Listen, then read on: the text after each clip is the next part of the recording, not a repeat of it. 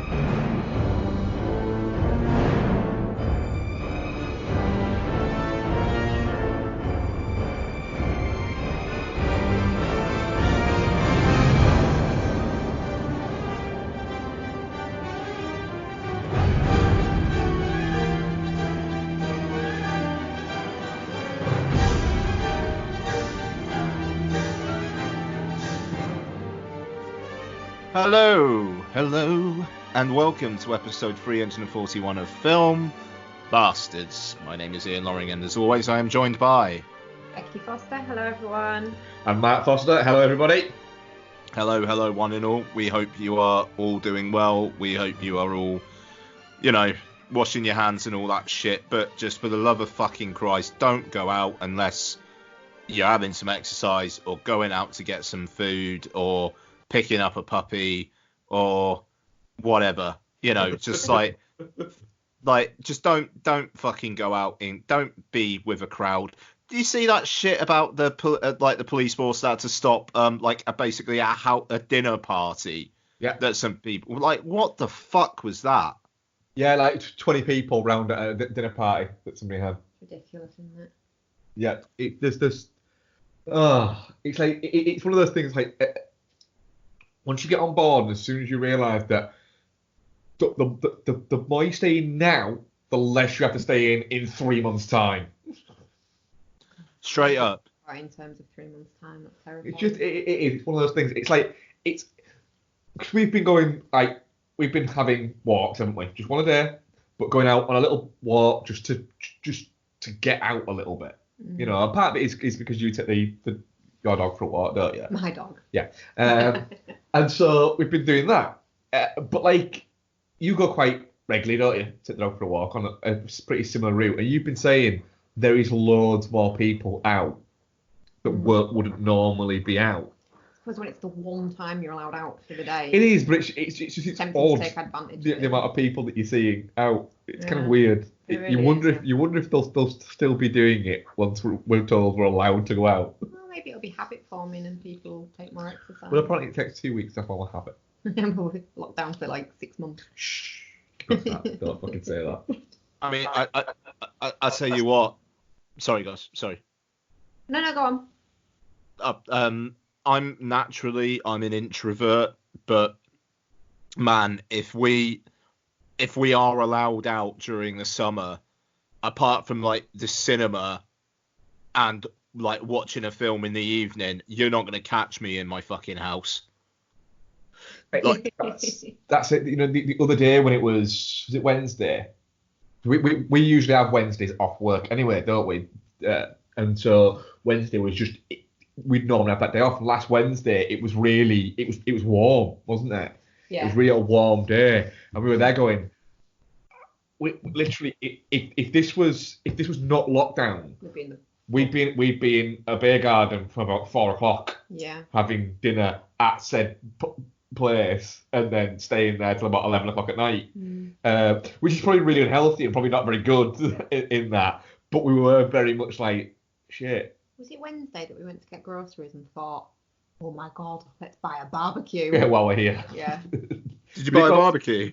We didn't go out to get a barbecue. We had things we needed to get, and we thought, okay, let's buy a barbecue while we're there. Yeah. Nice. Yes, we had a barbecue And a fire pit. on Wednesday, and a fire pit as well. Oh, that's amazing. A few beers, sat out, and what is it? It was a good time. Yeah. But yeah, I've been thinking about it. I cannot imagine what it's like for people that are on lockdown on their own, though. It must be so difficult. There's a guy in my work who has been on long-term sick, and he only came back a couple of weeks back, and then this has happened, and it's just like I've been like chatting with him in WhatsApp, and it's just like he's so bored. He's saying like he can't see anyone, like he wants to see his grandkid, and like he can't do like anything. But he also likes the ladies, and it's even like and I say grandkid, like I think he's I want to say he's in his late 40s, so but he's like a good looking dude as well, and like he obviously likes to get down based on conversations, and it's just like not being able to do that, like that kind of like, I know it's a very primal thing, but just not being able to go out and satiate that particular need, you know, like that shit's got to be hard as well. But it's yeah, I don't know, man. There's only so much masturbation can do. Well, weirdly, what I was reading earlier today was apparently the leading UK swingers sites have literally told members that if they are they've taken away the meet functions on their website, and have told them that if they're caught trying to arrange a meet via the chat sections, they will be banned for life from them. Jesus. Yeah, but I mean, I don't know, man. It's just like you said, Mark. We've got to do it now, so we hopefully don't have to do it in like 4 months' time. Yep. You know, it. Anyway. Nobody wants to talk about lockdown. So, what have we got this week? We've still got new stuff. So, we have got the John Turturro written and directed spin-off of The Big Lebowski, The Jesus Rolls. We've got the Netflix original wine connoisseur doesn't want to inherit his family's barbecue business indie drama Uncorked. Unfortunately, we don't have Short Bus because I can't fucking find it to stream legally in the UK. And that was one of the rules with the patron films, and I don't torrent, so, you know, sorry. But we are going to do the latest iTunes 99p rental of the week, which last week was Wolfgang Petersen's Troy. We'll also have which we all started watching literally the minute we finished recording last week, and we have just all finished. I think that's harsh. We'll talk about it later. Interesting. We'll also have some what we've been watching, and I don't think we've got any trailers, but in terms of movie news, bunch more films got moved today. Yeah, basically, was it Universal moved their entire slate? Columbia, Sony.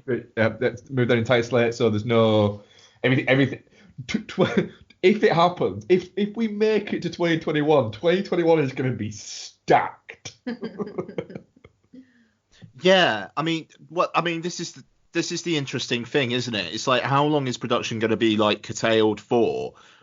And then, you know, you are going to have like a fallow period where films have only just started being made, but you have that period where, because of now, there are a bunch of films that aren't ready yet, like the Uncharted movie, which is fast becoming a cursed film, is again now paused completely. That's it. I did read that said, oh, Uncharted is now put back to October 2021. It's like, you haven't started filming the fucker yet. You didn't even cast it. I mean, it's fascinating. So, I mean, Peter Rabbit 2 had already been moved to August, and they've shunted that to January, so that's nearly a year delay.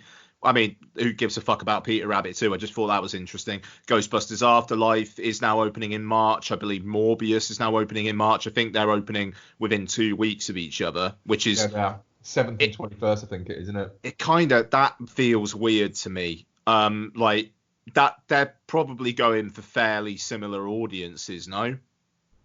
I think what they're hoping to do is they're hoping what this does is the kind of, like you say, this follow period, it's going to kind of reinvigorate people's want to actually go out and, you know, that now they've not had these things, maybe there'll be a bit of an explosion of going, do you know what, we need to appreciate these things now and have that feeling of, you know, whether you get a lot of people go, oh, I could go and watch that, but I could just stay in and watch Netflix. Like, no, I'm gonna fucking go watch that, because what if in 6 weeks' time I can't go and watch it? I don't know though. It could go the other way. People could get so used to not going out and shit. Look at all this extra money in my bank account at the end of the month because I haven't gone out.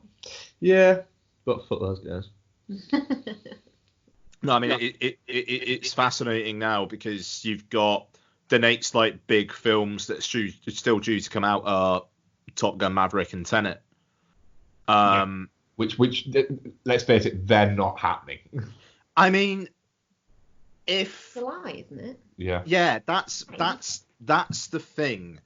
I think the reason why it wouldn't happen is if there's still uncertainty. Like, say, late April, early May, there's still a little bit not too sure about cinemas being open in July, then I think they will pull the trigger and move just in case. But it still feels far enough away that if you had a 3-month lockdown that started in mid-March, that ends in mid-June, and then you've got Top Gun and Tenet as like the two big, you haven't been to the cinema for 6 months, here are these. Like, they could fucking blow up. Oh yeah, they'll be waiting, like you said, they'll be waiting to see where the land lies. I mean, and forgive me, because I find this kind of, I find the business side of it really, really fucking interesting. So apologies, but I was seeing Anton Volkov. He's a really fucking interesting guy on Twitter. I think it's at Anton Volkov. Yeah. Very into the business side of things. I don't know his background, but he talks a lot of sense. And he was saying how he thought that Tenet could move to Christmas because are Warner Brothers really gonna wanna like stake their Christmas money now on Dune? Because Dune is a bit of an unknown quantity, and would they rather go, let's have Wonder Woman in the summer, let's have Tenet at Christmas, let's do Dune in spring next year? And there's logic to that. Yeah, absolutely. You know, I mean, like, you got Tenet coming out like mid-July, and then Wonder Woman coming out mid-August, both Warner. There is enough separation there, but I wonder, and shit, man, am I willing Tenet to move? Fuck no. But what I would say is if Tenet moves to Christmas, when we descend upon the York IMAX to see Tenet around Christmas, you best believe we are going to get all kinds of shades of fucked up. Oh yes. Like, my word. Yeah, so Ghostbusters Afterlife, Morbius, fucking, what else? What am I missing? The one there, isn't there? And like you said, Uncharted. I don't know now. I mean, also, I think it's interesting that there's still an untitled Sony Marvel film dated for October this year, which is going to be Venom 2. Yes. And it's like, again, if cinemas don't open till like August, if Wonder Woman 84 is the first big one, then you've got Venom in October as like the next big film, that could really blow up as well. Like the amount, all these people saying like, oh, you know, David Harbour coming out and saying, oh, Black Widow should go to streaming. That would be fun for the fans. It's like, no, like just think about it though.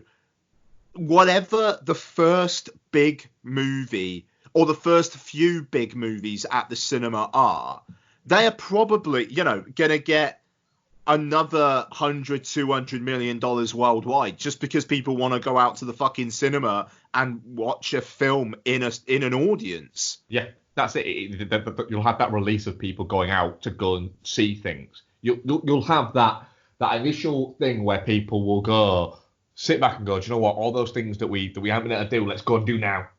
So like, you know, you'll find that bars will become busier, gigs will get better attended, and all those things for at least a good kind of 3-4 months afterwards. Yeah, I think so. I mean, that's the thing. I say that I won't be in my house an awful lot. I don't think I'd be at bars and restaurants and shit because holy fucking shit, you're not gonna be able to hear yourself in places. But in a cinema where everyone has to shut the fuck up, but I can shut the fuck up with people. Yeah. Bang up for that. Bang up for it. Yeah, it's. I really don't want Tenet to move.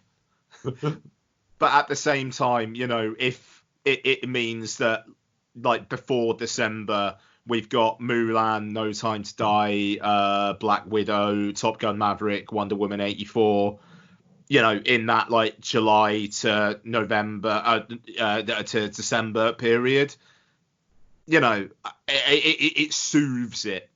Yeah, it makes it an easier pill to swallow, doesn't it? But the most important thing is people don't leave your fucking houses. Hobbs and Shaw 2 getting confirmed. Is that old news? Or... No, it's not. Let's go. Keanu.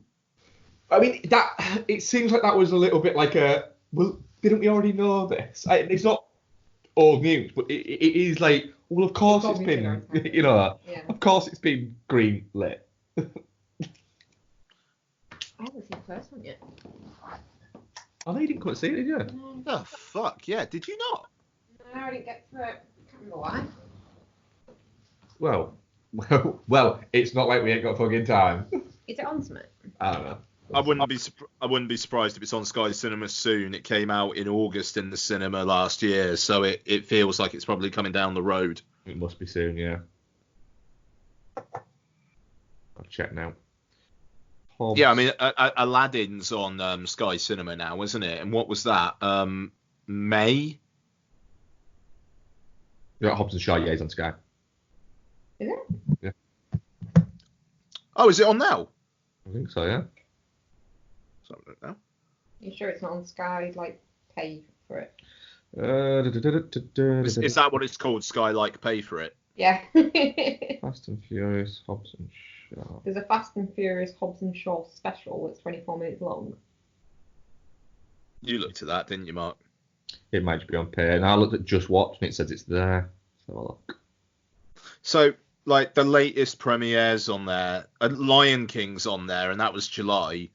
Rocket Man was May. Secret Life of Pets 2, I think, was July.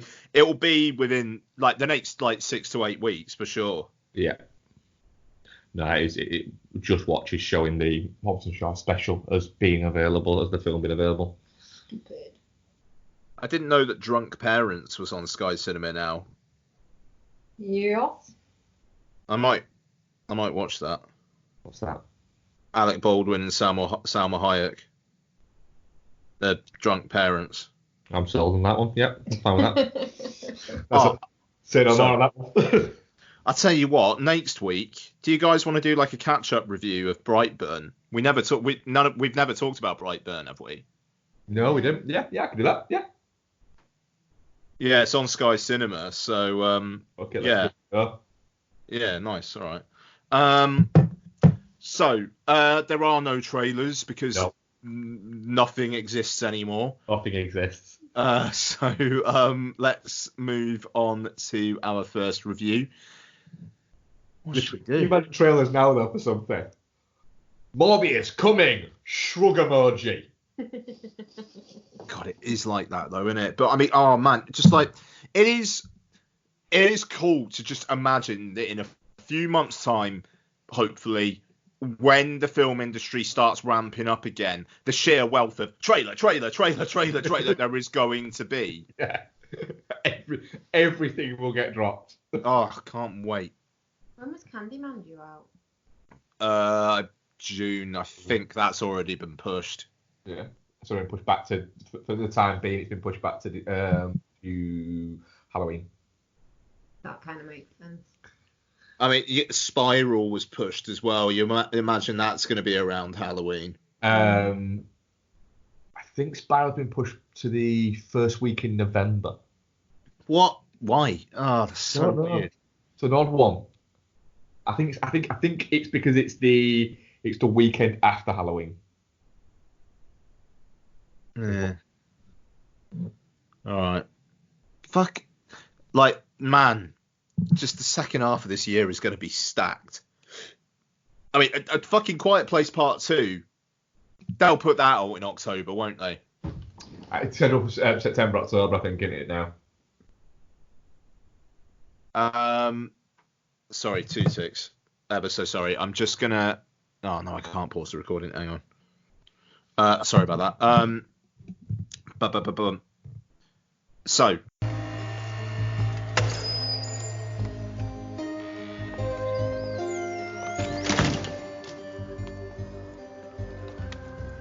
Anything, you know where to find me.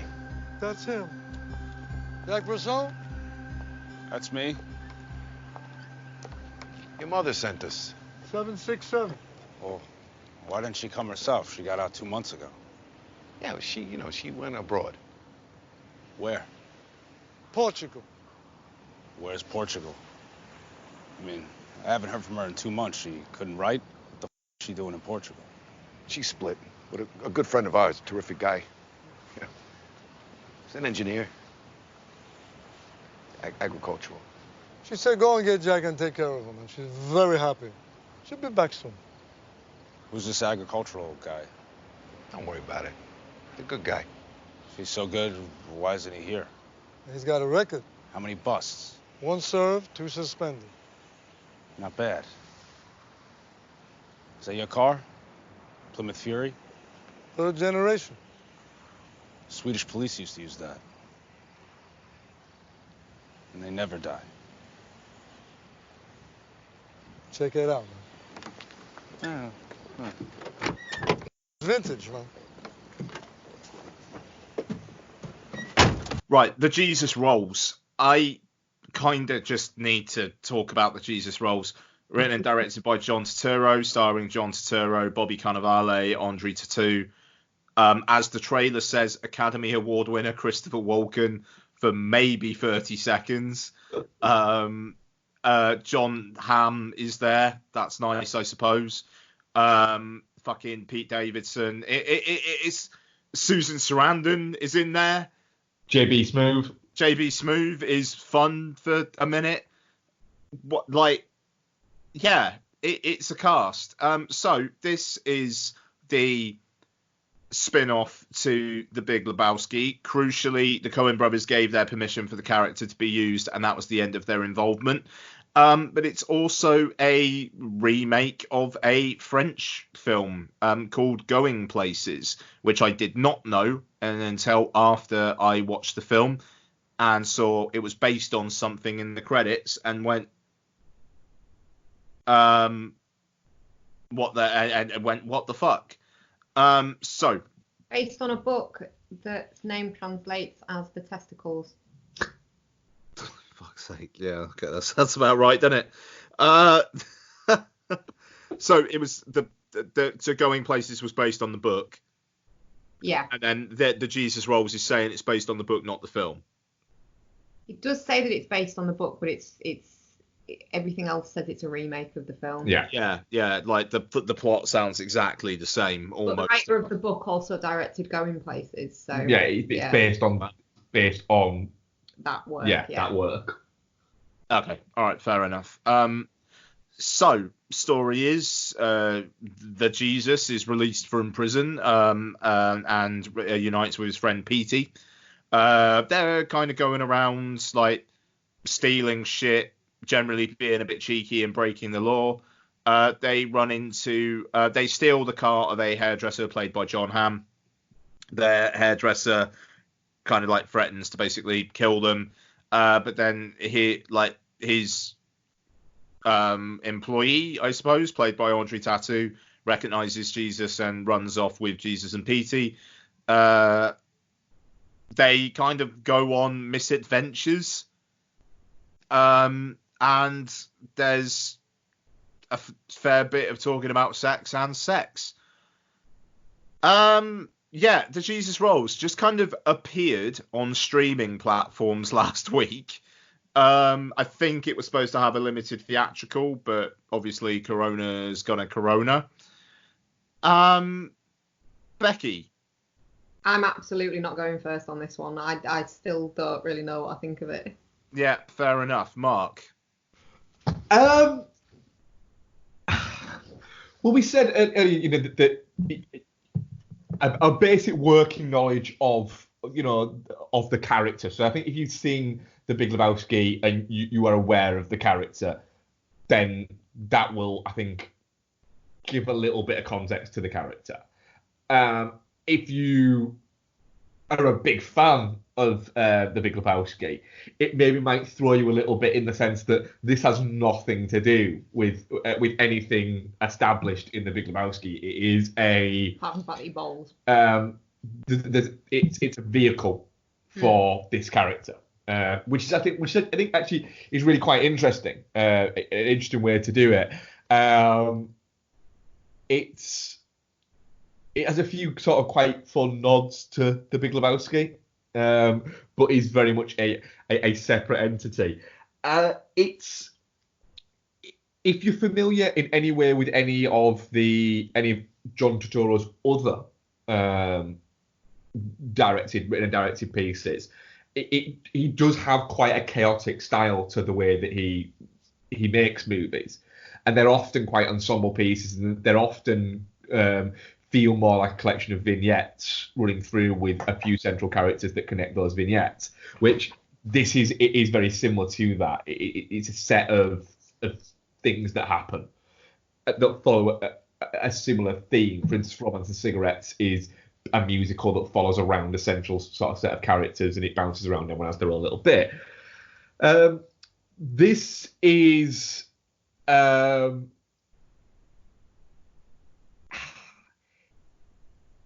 I could easily say, I see how people would say, it is barely a film and it's complete nonsense. And I can absolutely agree with that. But I had an awful lot of fun with it. It's playfully chaotic in a lot of senses. And it feels like it feels like a film that's been made by somebody who literally is quite disconnected from what's going on in the world in general, in the sense that there's a scene where literally they sit down in a train station, watch a woman breastfeeding her child, and the lead character says, "There is nothing more beautiful than a beautiful black lady." And then that's it. It's the end of the fucking scene. But it feels okay within the fabric of this movie. It's mental. I enjoy the fact that the main story point in the entire film is, and it's not the main story of the film, but the only real story point the film has is Audrey can't climax. Yeah. That's the thread that runs through in all the chaos. Yeah, and there's kind of a beauty to that is there, but But I think if you don't connect with, I would say, 2 out of 3 characters, you will not like this movie. I still had enough connection with Totoro as the Jesus. I always like Bobby Cannavale in anything, and Auditore was absolutely was brilliantly. I can't think of the word I'm looking for. Adorable within it. Yeah. So I had a good time with it. Somebody else can go for a little bit. I don't know. The thing is, I like the Jesus in The Big Lebowski, and in this, he's such a bad guy. Like, he literally gets out of prison and then steals a car. Yeah. And yeah, they bring it back, but then they just continue to do crime, just so much crime. And like you say, it's chaotic, but it does kind of follow some kind of road.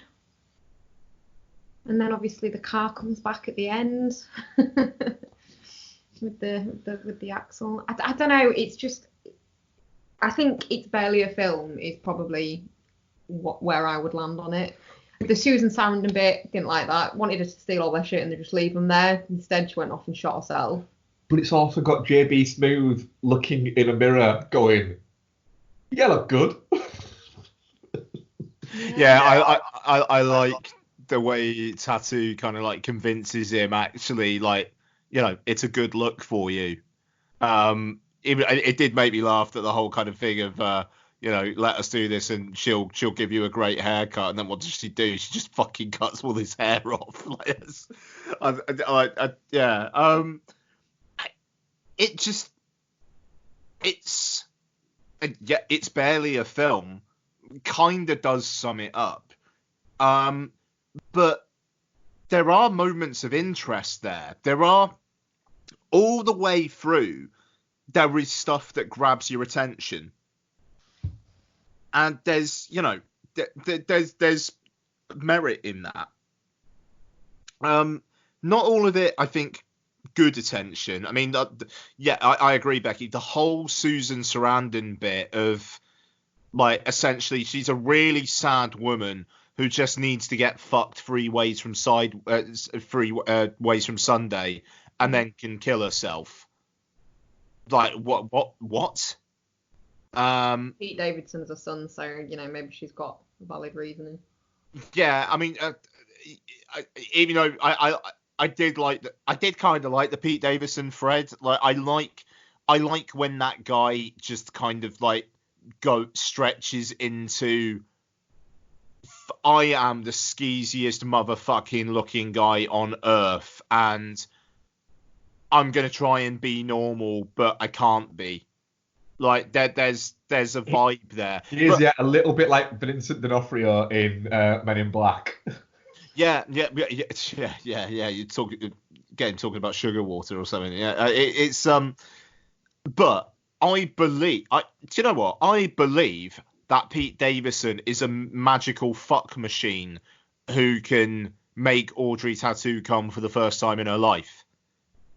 Like, I imagine Sean Turturro is like thinking about this part, and then he's just watching SNL one night and just sees Pete Davidson. And he's just like, it's like Mulholland Drive. Like, this is what is it that Justin Theroux has to say? This is the one. Yeah. Or this is the girl or something. It's like, this is the man, and it's Pete Davidson. Him? Really? I don't get it. No, as just that's the point. Skeezy fuck machine. Yeah, Pete Davidson, why not? But maybe that's just me. Maybe that's a weird fetish that I've got that I just realised I have. No, there is a cabal of Pete Davidson fans. Yeah. Maybe I should go like look at a Reddit thread. No, that would scar me. I mean, it's I think it's an interesting piece of work. I don't think at all it's a successful piece of work. But I admire the fact that John Turturro has got financing for this, and you watch the trailer, because I watched the trailer after and I hadn't seen it before, and they are obviously trading so heavily on the Big Lebowski, but then this is the film that is then made. I think is, you know, kind of low key hilarious. I mean, like, all the Big Lebowski stan stuff is done in the first 10-15 minutes. The nobody fucks with the Jesus, I believe, is said by him once and his mother in the first 15 minutes or so, and then never uttered again. You've got one scene of bowling, and it feels, literally, that scene feels like it was in there just because he knew he had to have a scene of bowling. Yeah, it feels like that. It feels like that was literally right.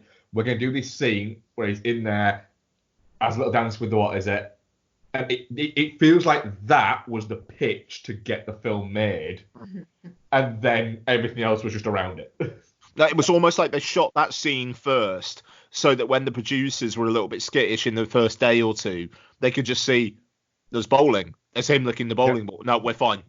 This is fine. Or like the test print that they did for Sin City, where they shot the Josh Hartnett movie the scene first, and then took that to them and went, look, we promised we can do it, and they went, yeah, okay, let's do it. yeah, quite exactly. So I mean, I am sure that this is the film that John Turturro wanted to make. I'm not entirely sure that this is the film that anyone wanted to see. Yeah, I can agree with that.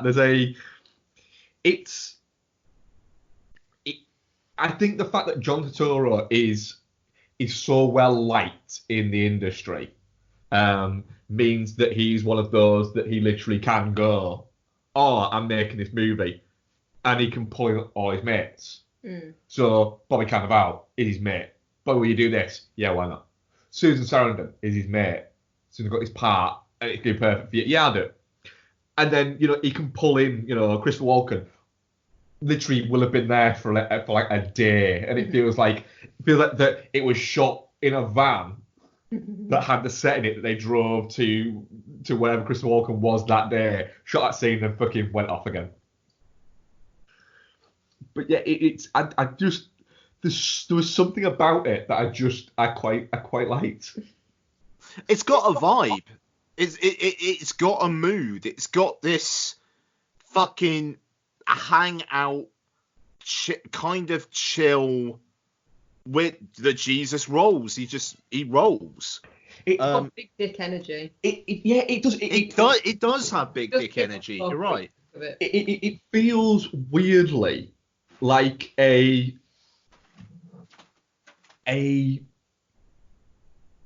stoner movie. but the stoners are all in their 50s. And really horny. Yeah. Yeah. But there's so much sex in this movie. But there isn't even that much sex. There's a lot of Audrey Tattoos tits. I don't think that much Audrey Tattoos tits. I don't think she wears a bra for the whole thing. Dude, that's different to what is it? That's her choice. Okay. I don't know. Often women with smaller breasts will say that it's more comfortable to not wear a bra. I mean, most things are more comfortable than not wearing a bra. Well, there you go then. And who are you to tell Audrey to do that she has to cover up them titties? No, I could have done with seeing less of John Turturro and Bobby Cannavale's body. I've got to say that one scene where he's like showering, and Bobby Cannavale's in there, and then he's just his dick against his leg. Yeah, and he's just coming onto him and just fucking swinging it about and doing it.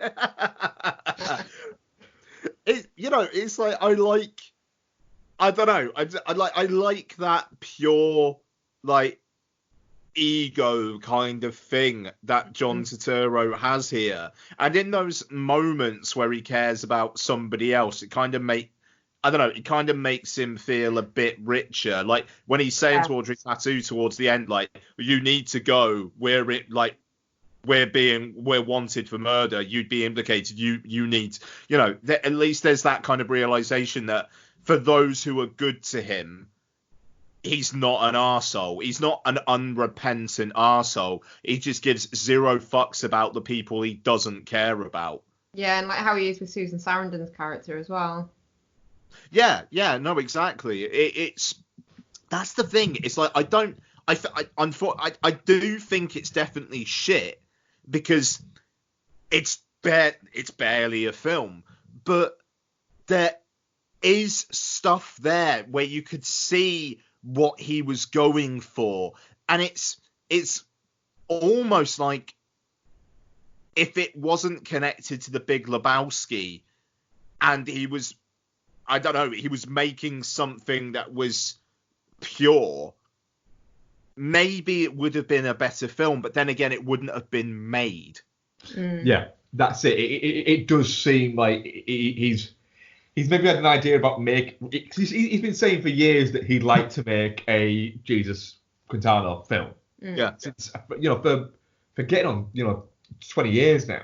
I think he first came up with that literally a couple of years after The Big Lebowski. When The Big Lebowski, what people forget is The Big Lebowski bombed. It was the Coen Brothers movie they made after Fargo that had won Academy Awards, and it was like, it's the Coen Brothers' next movie. And it bombed massively. And it only really started to find a bit of traction on video and DVD, and then it started to pick up. And it is a proper cult movie, in the sense that it was born out of a cult following, and then has gone on to be unbelievably successful. And so you kind of had that with that. It was as it started to build that cult following that you had, people saying, "Are you going to do a sequel?" And the Coen Brothers were like, "We don't do sequels. We've told our story we wanted to tell. That's it. We're moving away." And then there was the spin-off thing, and they said, "Well, no. If somebody wants to make it, fine, they can make it, but it will not be us, and it would only be John Turturro playing it. That's why there could never have been a prequel." And then John Turturro has literally been looking for something, and it's almost like he's gone, right, I want to remake Going Places, and I want to do a Jesus movie. Fucking mash it together. Why not? I know I can do that and that and that. Fuck it, let's do that. Let's go for that. Yeah, I mean, it's not often that you see a film based on other people's material where those people are not referenced at all. I mean, don't know. Even though saying that, do they get like a special thanks or something towards the end, maybe? But I'm pretty sure, there's a thanks there. But I think he thanks the Coen Brothers on all the films he's ever made. Yeah, I mean that's it. It's it's such an odd and just for this time where time has no meaning and everything is just a bit woozy and everything does feel a bit surreal. It kind of God, maybe it's not definitely shit. I think it's there's enough there, and there's enough kind of playfulness and enough sort of spirit, I think, that carries it for me. I think the last shot's fantastic as well. Yeah. The fact that it doesn't have an ending. They don't get caught. They don't prove their innocence against this, what is it, or anything like that. You don't get picked up and nick the person's car. Yeah, it literally is just you don't get to the end of their journey. No. You spent a little bit of time with them, at the start of their journey, in the middle of their journey, but you don't get to see the end of their journey. I love that the car came back as well. But how did they not recognise it? Because it's been painted, hasn't it? But I just think that it's their nature of the fact that they drift through everything. I did love the fact that they had literally matching outfits in the time when it was months later, and they were just living in a chalet and fishing throughout the day, trying to get Argentina to come.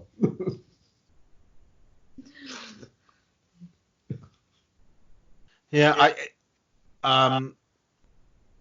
it's you there is a little bit of kind of almost like myth making at the end there, where it is just like you could imagine Sam Elliott's voiceover talking about how like they'll always be there or something like that. I mean, that probably would have been a step too far, but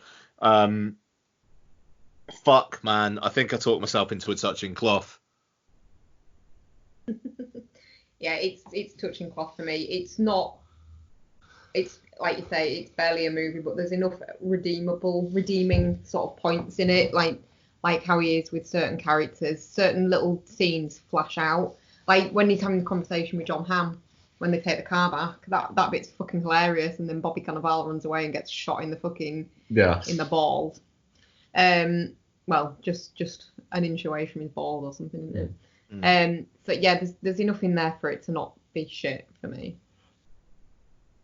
I think I've got Geostorm, which I'm not touching cloth on it, but I can't say it's definitely not shit because it is a bit shit, but also it is good and there is stuff there, but it's not like Geostorm, where it's this is shit. But it's really fucking fun, the fact that you've made a movie called Geostorm and there's no Geostorm, which is still magnificent.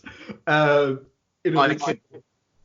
you know what? In this fucking quarantine time, I could see a Geostorm commentary coming for the patrons. I absolutely would be 100% on board with that. So I'm going like Jesus Storm.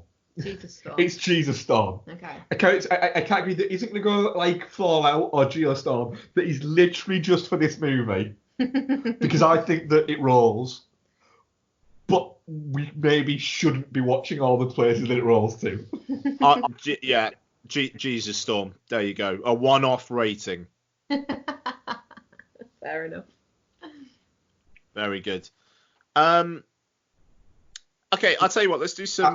We do an audience poll, but I don't think anybody else has watched Jesus Rolls. That's the thing. Like, no one on Twitter is talking about it, and which is, I don't know. It's a spin-off of The Big Lebowski, directed by John Turturro. You'd think there'd be interest. We had two votes. And it was 50% shit, 50% Geostorm. That's kind of where I was at. Yeah, do you know what? It's kind of an apt summarization of the movie. The thing is, it's one of those movies, if somebody turned around to me and said, God, I watched the Big Lebowski sequel, because it's how some people refer to it as, and God, what a piece of shit. And I'd be there going, yeah, if you watched it as a Big Lebowski sequel or spin-off or anything like that, yeah it's shit. Yeah. But have you considered the scene where he whaps his dick against his legs? Oh, fuck, it's so funny. It's just the glee that he does it with, isn't it? 100%. That's the thing, because he's not taking the piss. He is sincere in everything that he's saying. and it does make me like it. Just the whole reveal of like why, like, he's on the sexual offenders register. Yeah. Like, that conversation with the kid, that shit's funny. Yeah, and then him saying, people just, took it too serious. And the fact that Christopher Walken just goes, yeah. Yeah. No, good. Need some positivity. It's the most, I think it's like the most positive. Yeah, it's kind of shit review I think we've maybe ever given. So I think it is the most positively shit movie I think I've seen in a long time. Yep, that's fair. Are you tired of film podcasts where the hosts exist in a constant blissful state of agreement? I mean, the main characters are two of the dullest main characters I have ever encountered in any film. Well, you're in luck. Let me introduce you to Chinstroker and Punter. One is an ex-film student with a penchant for David Lynch and art cinema. The other is a man on the street. Listen in perplexed and horrified terror as we tear apart one film a week. It just really It's not visually striking. No. Just getting confirmation. It's just that's the third time though. I mean, is this on? You can find us at csvsp.libsyn.com. So come and share the victory. If you could fuck any man in film, who would it be and why? My answer is Lance Henriksen. Oh! He wouldn't tell. He looks like somebody. He looks like somebody who can keep a secret.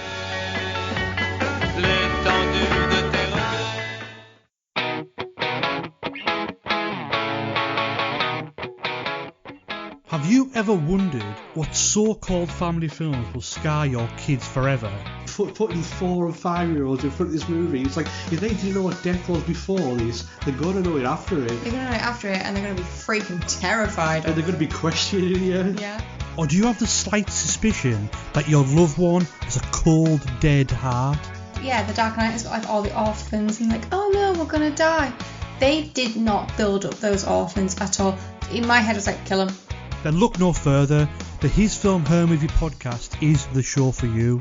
It's the movie podcast that celebrates the contrasting cinematic tastes of its hosts. So join Jordan and Lauren every week on their unique journey through the land of the silver screen. So if you're looking for a few laughs, some fun film related chat, then get involved.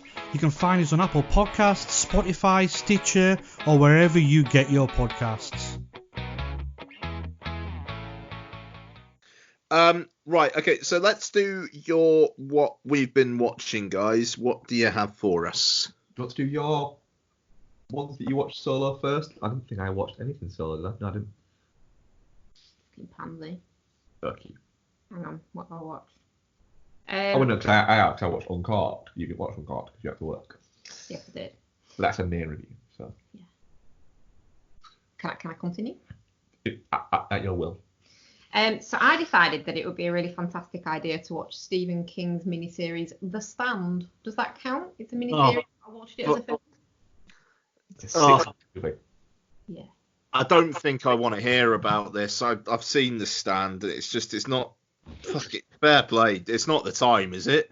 I found it quite oddly comforting somehow, like, because it's way worse, obviously, than what's actually happening. So it made what is happening more, I don't know, help me get my head around it a little bit and kind of go, oh, okay. Because Captain Trips is obviously much worse flu than what's going on at the moment. And I think just watching the extreme version of it play out in the movie, I think it just helped me kind of go, right, okay, stop panicking quite so much and just do the sensible thing. But yeah, there's not like bodies in the streets. Does that make sense? Yeah, for sure. It's one of my favourite Stephen King books anyway, and I actually, as kind of shoddy production value wise as it looks now, especially against all the other Stephen King adaptations that have been done, it's still really quite well made, and it's quite well acted, and it's a good story. Molly Ringwald's in there, so yeah, I really enjoyed my rewatch of it, and it sort of got me through a few nights of not being able to go to sleep at a normal bedtime, because obviously it's really fucking long. Yeah, like 6 hours. Yeah. So yeah, there was that. I also watched the Chernobyl Diaries. Not because of anything that's going on. Like, don't laugh at me. It's just I really fucking like the Chernobyl Diaries. Is that the found footage one? Yeah. No, it's not found footage. What? No. It's like the first half of it's found footage. Sure it is. Is it? Yeah, it's the guys who take them on the tour. To Pripyat? Yeah. It's found footage. I'm sure it is. I'm pretty sure I saw that in the cinema. I swear there was an element of found footage to that. Might be an element. I don't think it's. I'm sure it is. Like they're filming each other, kind of. Yeah, thing. I'm sure it is for like the first half, and it just abandons it in the last sort of 20 minutes. I really fucking like the Chernobyl Diaries. It is really, really fucking creepy and scary and good. Good. It's one of those ones that I watched expecting not to be very good. Kind of like Catacombs.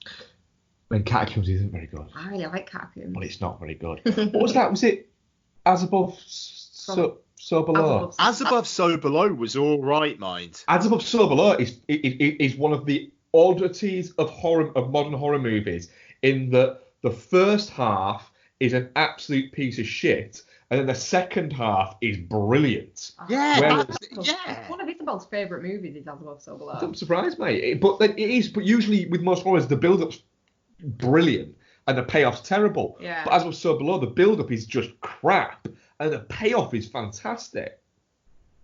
Yeah, it's brilliant. Once it goes balls to the wall crazy, Yeah. it's fucking great. I want to rewatch that. Yeah, we're gonna rewatch that. I deleted you because I didn't finish you fucker. Right, I've not watched the end of this, but I'm going to talk about it anyway because I'm going to watch the end of it. Why and I want don't to you know. talk about next week when you finished it? All right, okay. I will do then. But Ian, have you seen a film called Extraordinary? No, but it's on Netflix. Is it all right? Yeah, it's actually. Oh fuck! I'm gonna watch that. Sorry, go on. Yeah, it's actually. I mean, I think I've got about 20 minutes left, and it performed way above my expectations from like just like reading the synopsis. The synopsis is so basic and just like this girl does this thing, blah blah blah. But it's actually really quite a sweet film and it's funny as fuck. Nice. All right, I'm on that. All right, watch that and we'll talk about it next week. And that's me for on my own stuff. Right, we'll do our group stuff. So we Group stuff. That's so fucking weird. We decided to take advantage of the Disney Plus, didn't we? A small advantage, yeah. Well, the other half of the movies we're about to talk about are from Disney Plus. So Oh yeah, that's true. yeah, so words will be eaten there. We watched Robin Hood. One of the 2 best Disney movies. Yes. I would say this Robin Hood is possibly the best Disney animated movie. I don't know. The other one's good as well, though. I don't know. I think it's probably Robin Hood. Yeah, it still holds up as being absolutely fantastic. It's got one of the best opening credits sequences of all time. Yeah, it does. That's a good shout, that. It's just fantastic. It was also a giddy sort of thrill seeing that Buena Vista, Big Blue come up on screen, and then it's I don't know. You know what the Wolfgang Reitman ones are a really. There's just a feel to them that feels kind of, to me anyway, this is what Disney is. Yeah, absolutely. This is Disney. It When you just feels go more Disney magical classics, Yeah. it's like this. They were fun, and they weren't. They gave an element of fun but dread, but also told you things. Yeah. Little sort of like almost little political jabs and jives, but without actually being political, being over the top. Yeah. Without being a giant shit emoji and things like that. Yeah. So, the animation's beautiful. Yeah, and well. the thing is, no matter what there's a few things that CGI just literally at the moment cannot do. And it is proven time and time again, even with all the advancements that you can get, it's proved time and time again. And one of them is fire and water it struggles with. And yet here we get fire and water animated by people that looks magnificent. Doesn't look maybe like fire and water, but then again, it's a talking fox wearing a hat. So it doesn't need to, but it still looks beautiful and magnificent, and I really like watching it. The songs are fucking great. And the songs are brilliant. And then the other one we watched, Becky? Was the other of the 2 best Disney animated movies, The Sword in the Stone. Yep. Okay. Directed by Wolfgang Reitman. And it's this one's a bit mental. It's more mental than I remember it being. It's fucking batshit. Yeah, it's mental. This came out in like the early 60s. Yeah. And you've got Merlin literally in Bermuda shorts. Yeah. Talking about going to the 20th century and talking about the stuff that they do there. Yeah, it's not for him. With weird accuracy. Yeah. Yeah, it's the I guess what you'd call set pieces where like specific things happen, like when they're a squirrel, when they're a bird, blah blah blah. They're just so well done and feel sort of self-encapsulated, don't they? Like it doesn't spill over those bits. It doesn't spill over into any of the rest of it. He doesn't learn anything from his time as a squirrel that he then uses later on. He just had a day as a fucking squirrel. Yeah, it's just an hour as a squirrel. Yeah. Yeah. But it teaches him about the dangers of love. Oh, that bit where he leaves her is so sad, and she's just watching him from the knot of a tree crying. It is so sad. It literally though, this movie teaches you that love is painful and horrible and cruel. It's like, who hurt you? Yeah, who hurt you, Wolfgang? Completely forgot about the bit where the mop wraps around that boy's head and mops the floor with him. That's fucking amazing. Love that bit. Completely forgot about the marvelous Mad Madam Mim as well. Yeah. That wizard fight is absolutely fucking fantastic to watch. Yeah, it is. It's kind of great that now these are going to be available for kids to watch. It's not fucking brightly coloured and fast moving enough though, is it? I think, but these will capture kids' imaginations. They just will. You know, I watched them when I was a kid. You know, and it's not a nostalgic glee now rewatching them. No, It is just really good. No, these are really fucking good. Yeah. We also rewatched Iron Man, didn't we? We did. We're starting a Marvel rewatch, aren't we? Yeah, we are. Because, you know, we've got the time. Yeah. I've always struggled with Iron Man, but I enjoyed it this time. Yeah, now is the time to get a 4K TV, for the love of fucking God. Well, when we're allowed to go out for non-essentials, maybe. We'll see how much $6 we save. What do you think of your rewatch of Iron Man, Bex? We'll save anything. You two are doing that to fucking troll me now, I swear to God. Sorry. I really enjoyed Iron Man, actually. I remember not enjoying it when it first came out, and I don't think I've really revisited it since because I didn't enjoy it. Like, I've watched the sequels, and then we've done like Marvel rewatches of phases when when like new ones have been coming out, but not right back to the beginning.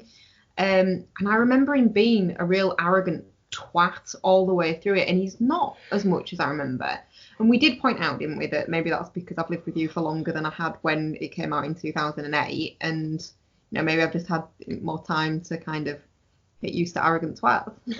You pointed that point out. I believe I didn't use the phrase arrogant twat. I believe I used the phrase, you said he's not obnoxious, as I remember. Oh yeah, obnoxious twat. That was what we went. Yeah. So yeah, no, I really enjoyed it, and it's quite nice to kind of, having watched the later ones, to go back and go, so that's where that started. I've completely forgotten about that. So yeah. It was amusing seeing Terrence Howard in it. He's got a funny voice. That's got such a weird voice. I love the flex that Terrence Howard did. Like, so the whole thing of it is that I think he got paid more than Robert Downey Jr. for Iron Man 1 because of all the insurance stuff with Iron Man 1. And then he insisted on the same for Iron Man 2, like trying to flex in that way, and Marvel just went, fuck off. Yeah, I think he had, at the time, he had the same contract. He was paid more, but he had the same, there was something to do with the percentage of more he had to be paid than Robert Downey Jr. that carried over at the second one, and Marvel worked out that it would just be cheaper to fire him and hire Don Cheadle than it would be to pay him that. Mental, isn't it? It is. Plus, I think it was the fact that he's got a weird sounding voice. We watched Big Lebowski in preparation for What Is It, but I spoke about Big Lebowski a lot on here. So we don't need to, anything you need to say about Big Lebowski? No, I don't think so. I think it's well recognised as the tour de force that it is. It is. The more and more you watch it, the more and more you realise it is a zany masterpiece. So many great fucking lines in it as well, isn't there? And finally, our another rewatch. What did we watch, Bex? We watched The Loft, didn't we, Mark? We did indeed watch The Loft. Fuck's sake. Is this a thing? Why is it a thing? Because The Loft has been out for 6 years, Beck, and I have seen it more than any human alive. Oh, God. I mean, it's an erotic thriller. It's kind of your thing. Oh, it is my jam. It is Becky, was it Becky's first time watching it? No. I've seen it a couple times before. Right, you should know fucking better, Becky. Come on. I like The Loft. It was me that suggested it. Oh, wowee. Yeah. You're not a fan, Ian? It's one of the films I most associate with Mark. And I like that. I think that's right. Yeah, it's. Oh man. I love The Loft. It's perfect viewing for me. it's shady wankers. Easy shady wankers. Shady wankers, but it's set in a city so it looks nice. Oh god. It covers about every single base of just being these are just not very nice people. Mm. Yeah, it's great. I need to see. I just need to see the cast. Hang on. It's Carl Urban, James Marsden, Wentworth Miller, Matthias Schoenaerts, and Eric Stonestreet. Fuck. It just. What's wrong with this picture? Carl Urban, James Marsden, Wentworth Miller, Matthias Schoenaerts, and fucking Eric Stonestreet. Yeah, you don't really fit. I mean, I think Eric Stonestreet is one of the best characters in it, though. oh no, I remember him being really good in it, but I just think it's fucking hilarious that Cam from Modern Family is in a fucking sex thriller with James Marsden. And the great thing is he's the horniest of the bunch. Of course he is. But then you get he's the only one who has any actual arc within it. Like when he gets caught, he genuinely feels an element of remorse. He doesn't even get caught because of The Loft, does he? For what he's done. No, he doesn't. That's it. I really like The Loft, and I do still think that I probably hold a world record of the most amount of times. I think that's my 7th watch. That's a lot. Thank you. It's a film that I will probably watch at least once a year. Yeah. At least once like have a a year. Loftiversary. Yeah. Ian, what have you been watching, bud? Fucking hell. So, in amongst all the kind of getting prepped for dog, and then the dog, it's been a slower week. So, got through the films we're talking about, and one other. This will be ramping up this week, though. So, Deadpool 2, did a rewatch of that. I watched the Super Duper cut. So, I think it's about 15 minutes longer. Couldn't tell you where those 15 minutes were, to be honest with you. I like Deadpool 2. It's not the lightning strike that the first one is, but I don't think anything really would be.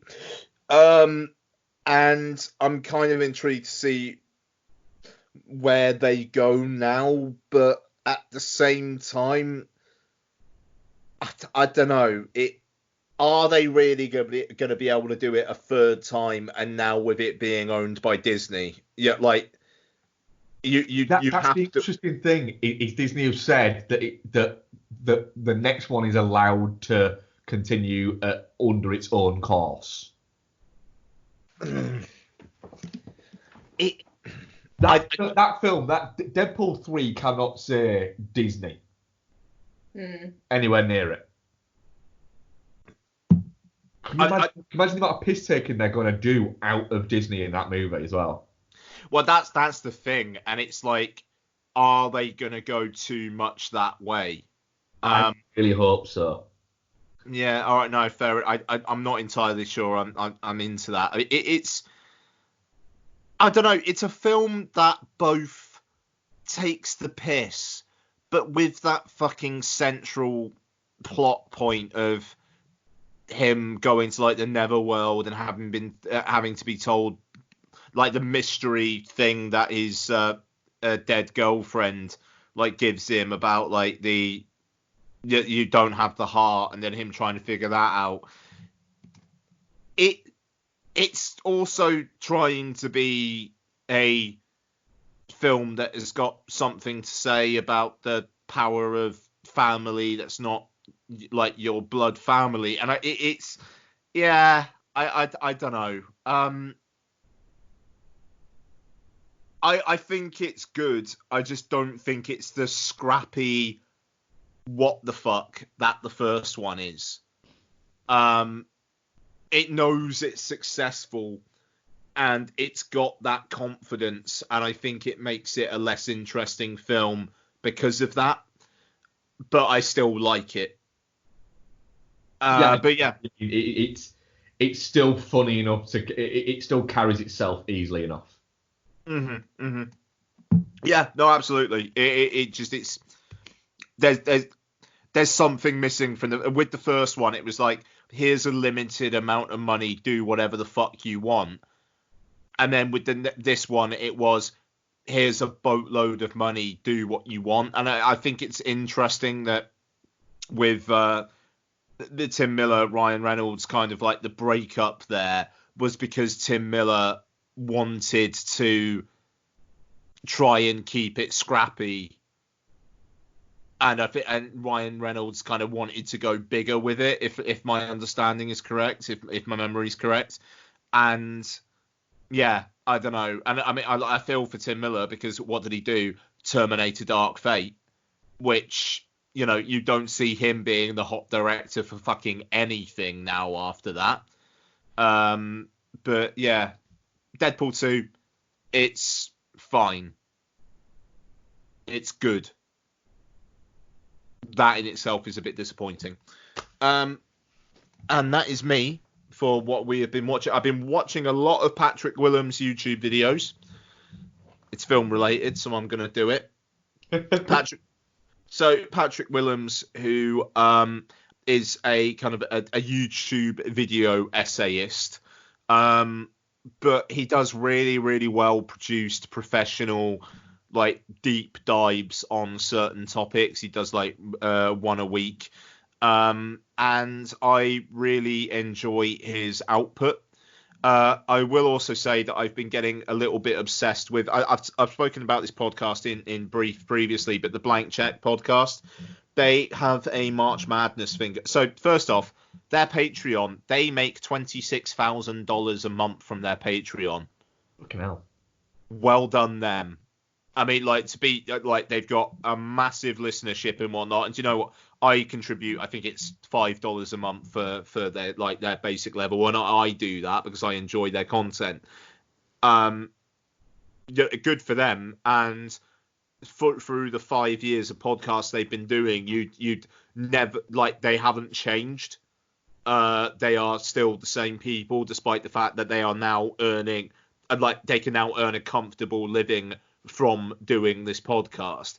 But yeah, they've been doing this March Madness thing that they do every year, where they put out polls and they get for directors to cover. So the whole thesis of their series, it started out as like a podcast that literally just talked about Star Wars Episode 1, The Phantom Menace, but in really deep detail. It wasn't called Blank Check then, but it kind of morphed, and now they look through filmmakers' filmographies, but like particularly filmmakers who have been given blank checks, and whether the checks cash or whether they bounce, which is quite an interesting concept for a podcast, I think. And their March Madness thing, they've been putting out polls every day for who's gonna be the subject of their next their next March Madness marathon. And I've been getting obsessed with that every single day. Is that what that is? Yeah. Yeah, is that the Roy B. Zemeckis one? Bobby Z, baby! Let's go! Yeah. You know, I mean, like, for some reason, Jamie Bell is literally talking about it every day on Twitter. Which is the most fantastically, and he's obviously got a really deep knowledge of the podcast as well, because he's like tweeting about how like Robert Zemeckis is the most blank checkiest of directors, and kind of going into it. It's like, fuck, but he's right. You look at Robert Zemeckis, and it's like the amount of success he's had, and then the amount of blank checks that he's had. And they've been bouncing for fucking years. Like, you look at Robert Zemeckis, like, what? So, the Polar Express, Beowulf. I mean, fucking hell, Beowulf. Christmas Carol, that made money. And then he does Flight, and you know that makes money despite not being that great. Then he makes The War. Did a Christmas Carol make money? And I'm pretty sure it made money. And their 200 million budget, and it made 320 million. What, worldwide? Yep.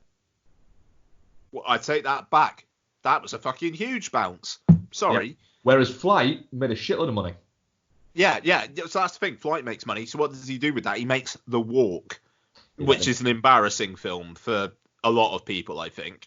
And he made Allied with, Brad Pitt, Marion Cotillard. No one remembers that film. No, we reviewed it, and all I remember is they have a really awkward sex scene in a car during like a sandstorm. Oh, that's right. And beyond that, there is a scene, an entire like sequence set in London, and you're going, right, that's just not London though. No, it's no, sorry, and then Welcome to Marwen. I am going to be, if Bobby Z wins, I am going to be welcomed to Marwen this week. He is an odd director. He's very similar to, in a way, not in terms of style or anything like that, but in terms of the way that he operates, to like John Carpenter, in the sense that he has a hit, and so he gets given shitloads of money, and then he'll make 2 flops, and then he'll accidentally make a hit again. Yeah. I mean, and now he's doing The Witches. He's doing an Anne Hathaway-led remake of The Witches. Yeah. And it's fascinating. And so that's the thing. It's like, I want that badly. Now, for their Patreon thing, they're doing a similar thing where they're doing March Madness for a series of films for which to do commentaries. The final is Alien versus Mission Impossible. Ooh. And, I mean, Alien has got a really interesting production history, but listening to these guys, what they will get out of Mission Impossible could be a hell of a thing. And the semi-final for the Mission Impossible bracket was Mission Impossible versus John Wick. And it's like, wow. The Alien one was Alien versus Resident Evil. Resident Evil just somehow got through the brackets and was almost there. And I want to hear them talk about Resident Evil. It's this has been an advertisement for the Blank Check podcast for the last 5-10 minutes, and apologies, but it's a really, really fucking good podcast. It's well produced. They know their shit. They're funny. And yeah, like I say, despite the fact that they're obviously getting some pretty big success from this, they're still successful. And it's David Sims who writes for The Atlantic, and Griffin Newman, who is an actor. He starred opposite against Peter Serafinowicz in the Amazon Tick series. And he's a voice in the new Masters of the Universe series and whatnot. Just 2 really interesting guys. They have this producer, Ben, who's fucking insane, and he has a running joke about burying jeans in gardens and then digging them up and then selling them, which I love. I've been listening to a lot of Blank Check because I've been doing a lot of working from home, and I really like it. So they'll never listen to this, but thank you to them. Just going back quickly to the Zemeckis thing, because I've gone on a bit of a rabbit hole here. But literally, he had a 20-year period between 1984 to 2004, where he did Romance in the Stone, hit, Back to the Future, hit, Who Framed Roger Rabbit, hit, Back to the Future 2 and Back to the Future 3, hit, Death Becomes Her, hit, and then Forrest Gump, obviously huge hit, Contact, hit, What Lies Beneath was actually a really big hit. Yeah. And then Castaway, really big hit. So he had 1, 2, 3, 4, 5, 6, 7, 8, 9, 10 movies in 20 years there that were all hits, and some of them like proper mega hits. And then he released the Polar Express, and it's just been pretty much downhill with an occasional little flicker of there. But the Polar Express has probably made money, but in terms of box office, was a flop.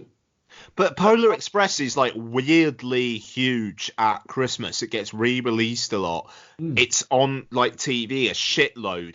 It's almost like just by osmosis become a bit of a Christmas classic, despite the fact that no one knows why.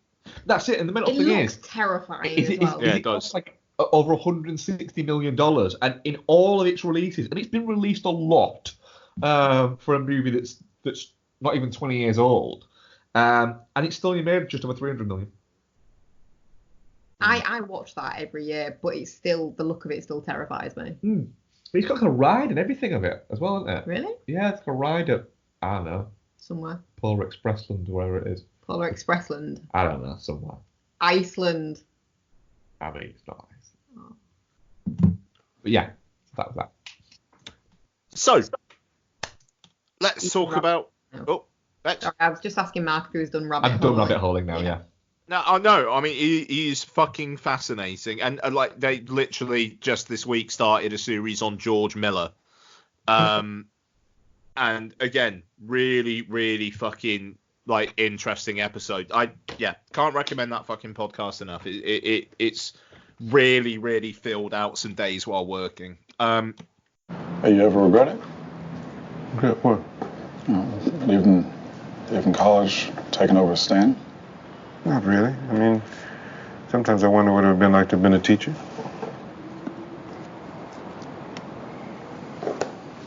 I'm sorry, that's what you went to college for? You're studying to be the teacher? Yes, and? I just didn't know that's where you're going to school, that's all. I don't see what's so damn funny. I want to help little black kids to read. It's beautiful. Yes, black kids should read. Helping Papa was just more important than what I wanted. I watched him build that restaurant from nothing. I watched him. It's just.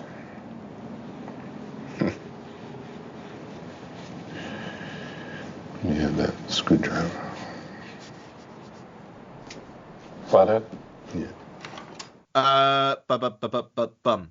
Uncorked. I need to get the details for Uncorked up.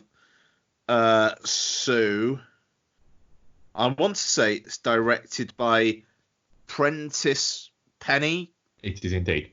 And stars Mamadou Abfi. Abfi, yeah. Courtney B. Vance and others. Yeah. So this is basically I was a couple of weeks back. I was looking for kind of like what the fuck are we going to cover now the world's on fire on Netflix, and I saw the trailer for this, and it was like, shit, that looks interesting. So this is essentially about a guy who lives in Memphis. His dad, played by Courtney B. Vance, runs a kind of a barbecue place that, he wants his son to kind of take over the family business one day like he did for his dad. But his son is more interested in becoming a master sommelier. And so it's about this guy trying to become a sommelier while also kind of like negotiating his relationship with his father, who is obviously not happy about the path he's taking, but just never fucking says anything, like never comes out with it. Mark, Becky unfortunately did not see it. I really would have loved to have heard her take, but I know Becky's been busy, so never mind. But Mark, what did you think of Uncorked? It's a strange one in that I think it's one of the rare films where a soundtrack repeatedly took me out of the movie. I thought it was too in your face there. It seemed to encroach too much on the film itself. So that was like a big takeaway. It irked me throughout. It's really well acted. It's really fun when it's doing the family business stuff and when the family's involved, especially his mother, played by Kelly Jean Ratner. Yeah, she's great. She's fantastic. She's got some great lines and some great. She just brings a real great energy to the movie when it is, and And also I think Mamadou Ati is great. Everything I've seen him in so far, I've really liked him in. He's got a real naturalism to himself, in the sense that he doesn't overreact to anything, and it comes across as a little bit underplayed. But I just think he's just playing it as an actual person would play something. But then at points it really fucking drags as well. At points for me, in the sense that I just wanted it to hurry up, but also at the same time, I also kind of wanted to shake the lead character and go, no, really? He's building a fucking restaurant for you. What's cooler than that? So there was bits where it irked me. His mate as well, that he was doing the things with. You can have a character who's a prick, but you can't make them that much of a prick and then expect them to be likable. Is that what the Harvard guy or the comic relief guy? Yeah, the comic relief guy. It's the problem is the procedural bits, the wine bits were interesting, but there was also an element of me going, "Oh, fuck off," to it as well.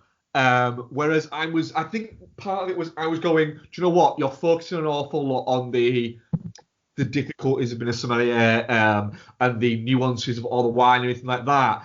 And I'm then thinking, right, that's cool that. I'm more interested in the fucking ribs. I'm more interested in that. Because what they're trying to do is they're trying to say, look, these are two sides of the same coin there. And that there's as much subtlety and as much emphasis and as much that goes into this neighborhood barbecue joint as there is going into, you know, the stuffier side of the wine and everything like that. The problem is it explores all of the wine side of it a lot more than it does the barbecue side of it, and that's just you picking those up as subtleties rather than having them explained to you. And I wanted more explanation of that. So I did like it, but I did feel that it dragged a little bit for me at points as well. What do you think? Yeah, I mean, I think a key flaw of the film is what you're saying there, where you never really quite get why he's that into the wine. You know, there's that one bit where it says, like, I drink a French wine and I kind of like feel like I'm there. It's like, okay, well, great. What about being in France is so great? I mean, the stuff where he's in France kind of coincides with a section of the film that gets a bit like darker and less hopeful. Yeah. But there's still, you never really get why is he that passionate about that in particular. Like his dad mentions that, you know, he picked up a lot of things and then never really follows through with them. And it's like, well, why is this the thing that he follows through with, apart from the fact that it's the subject of the film? It almost feels like it's just, well, this is the film you're watching, so that's why. And it feels a little bit like it's because it's the furthest away from what his dad is essentially basically telling him he's not even decided that he's going to do. No, quite. It's like, I don't know. His dad accuses him of like, you think you're better than us, don't you? Yeah. And he's like, no. But it's like, there is an element of that. And I think it's because the character, I think Mamadou Abdi is very good. He's very charming. And I'd like to see him in him in a rom-com, like where he's like really getting to crank the smile and the charm. Yeah, like, he has that a little bit in Unicorn Star, doesn't he? I haven't seen Unicorn Store. He has that a little bit in Unicorn Star. Interesting. The Brie Larson movie, and without question, and I liked Unicorn Star. It tries to be too zany, and it is a little bit. It's the imagination of somebody who should grow up a little fucking bit, but he's in it, and he's the best thing in it by a mile, and I like Unicorn Star. Okay, that. Yeah, I think I need to watch Unicorn Store then. I think that yeah. I think if I got on with Unicorn Star, then I would. Yeah, I get it. Yeah, I mean, like, I don't know. And this is going to sound like the weirdest complaint in the world, but the shots of the meat being cut, meat wasn't juicy enough. Yeah, no, I agree with that. It's the barbecue should have looked better. Okay, all right, good. I'm glad. Yeah, yes. There's the point very early on where he starts cutting it, and his dad's saying you're cutting it wrong, and you're looking at it, and I'm going, that just that doesn't look that. It doesn't. The opening shot where his dad's cutting it and then putting it on the smoker, I'm looking at it going, I'm gonna get some barbecue porn here, and I don't get that at all through it. Within that, there's a lot of focus on the wine, and I'm thinking, do you know what? I do believe that wine has all of that, but I also do believe there is an element of, if you're looking for that, what it's trying to do is the film too much is trying to say, for anybody out there who says, wine, it's just wine, it basically all tastes kind of the same. No, it doesn't, because look at this entire fucking sheet. It's like, all right, fuck off. Yeah, no, I mean that's no, that's it. Again, I mean it's weird because with both the wine and the meat, it kind of feels like the detail is there, but not the feel. It's you know, there's scenes where he's the dad's getting the like the wood for the fire, and it's like talking about all these different varieties of wood, and that's the fucking that detail shit. I fucking love that. Like where he's talking to the guy who's selling him the wood, and then like busting the guy's balls for trying to sell him like wood when it's not really that good, and it's like, it's not fully dried yet. But it does feel like a little bit like Princess Penny there, has read a book on barbecuing and read the first bit, and it said the first bit is said, right, the key thing you do is get the wood right, and he's read that and gone, fuck it, I know how to cook after that. Yeah, and it's maybe you don't, mate. It is a little bit like, and with the wine, it's like, okay, I know what the 5 different parts of a wine bottle mean. I can go now. And maybe not, but if that's not the case, you haven't successfully transplanted that to the film itself. However, I think the performances are uniformly cracking. Courtney B. Vance, just as the dad who can't quite say what is on his mind. He just can't express that shit. And even like towards the end of the film, there's no big makeup scene. No. It's, you want to do this stuff, and then it just cuts to that kind of like almost training montage where they got all the post-its up. I like that. I him at the end, like the day before he gets the results, like just pulling out the bottle of wine and then pulling out that game. Yeah, and it's the bottle of wine that he mentioned at the bar earlier. So when there's a scene where they're both at the bar and they're watching the basketball. Yeah. And he has Moriarty, as Elijah, has that little conversation with the barman about what wine to go for, and he turns around with his dad and says, ideally I'd like to have had, and he says a specific wine. That's the bottle of wine that he brings. Yeah. That's why when they put it down, the label's facing out to you. Yeah. Okay. Yeah, I missed that, but that's obvious. Yeah, that makes sense. Yeah, it's. But Courtney B. Vance has some great little moments in the movie, like the first bit where he's showing him the new restaurant, and he's trying to say to him, "Look, we've got a bar up there, so you can do your wine thing." And he's not doing it so you can do your little wine thing. He's basically saying to him, "Look, I know you don't want that restaurant, but I'm going to build this fucking cooler restaurant for you. This must get you interested." And he's still like, nah. No, but he's not ungrateful at all. It's just, it's not what he wants to do. There's never a big, they fall out, but it's not like a big over-the-top fallout. It's a really natural fallout. Yeah, because they fall out quite early on in the film, and then like there's the kind of the unspoken, like he goes to Paris, and then there's an event in the film, and then like they kind of fall out slightly more directly, but there's never any big histrionics. It does feel real in that way. Even though I think there is a lot of stuff gets skipped over as well. Like the relationship with his girlfriend, I thought wasn't very well handled. Literally forgets that she exists for about 40 minutes of the movie. Yeah. There's like he kind of chews her out at one moment, and then they're pretty much kind of like back together and it's fine in the next. And I suppose that's the whole kind of like, well, real relationships have ups and downs and whatnot, but it kind of paints him as a bit of an arsehole. Mm. And I don't think that's what the film is really intending. It's just... No, I know the point it does. It always paints him as being, you know, just a little bit, not even like a prick or selfish or anything like that. You know, I think the film, for all the other facets of his life, goes at pains to not paint him as an arsehole, apart from the relationship bit where he just seems to be a bit of a dick.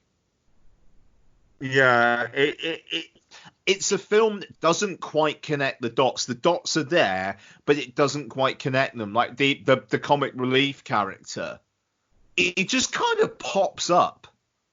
And like, you know, it's like, okay, right, fine, he's his friend, cool. And he's there, and then he's kind of not there. Like when they go to Paris, I thought for a good long while, okay, he hasn't gone there, and then suddenly he pops up. You know, the Harvard character, it's, you know, he's an arsehole. Actually, no, he's all right.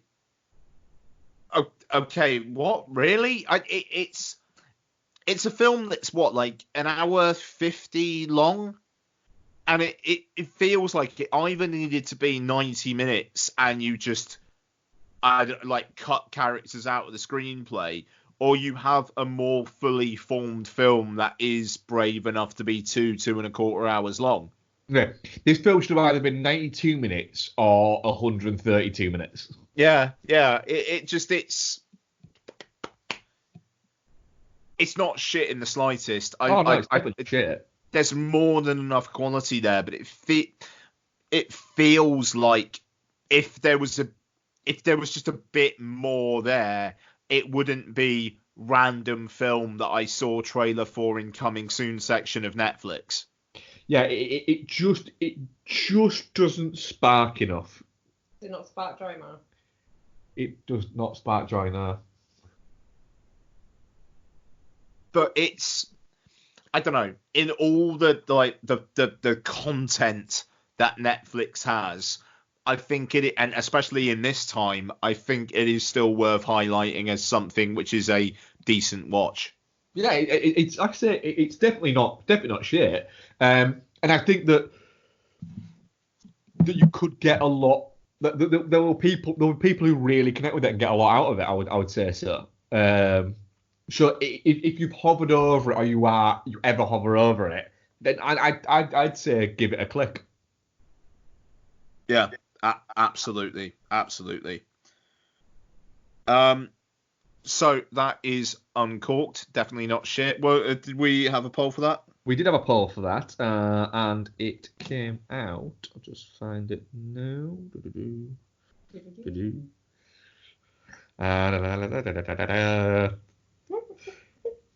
Definitely not shit, 100%. Nice.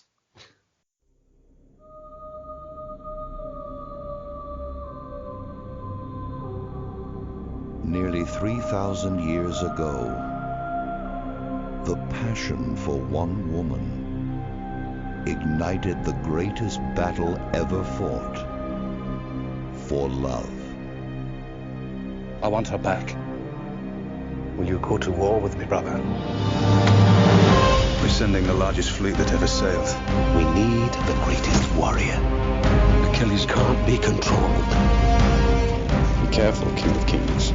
First, you need the victory. I won't ask you to fight my war. You already have. No son of Troy will ever submit to a foreign ruler. Then every son of Troy shall die. We will be together in this world or the next. Immortality!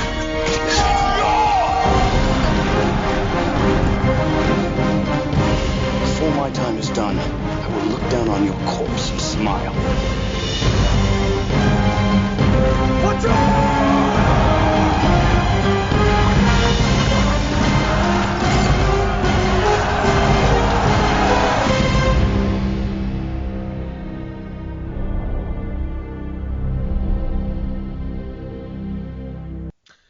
And now, here is the James Horner alert.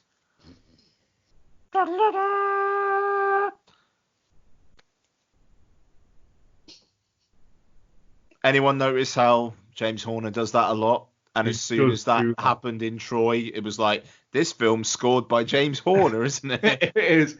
It definitely is a calling card, isn't it? I love it. So, the iTunes 99p rental of the week, a section that no matter what the film is, we're going to keep going until we can go back to the fucking cinema. It's Troy. The theatrical cut, because I forgot there was a director's cut, which is 3 hours long. This one is 2 hours 42 already, I believe. So that's probably enough. Directed by Wolfgang Peterson and written by David Benioff. Stars Brad Pitt, Eric Bana, Orlando Bloom, Diane Kruger, Brian Cox, Peter O'Toole, Rose Byrne, Brendan Gleeson, Sean Bean, Saffron Burrows.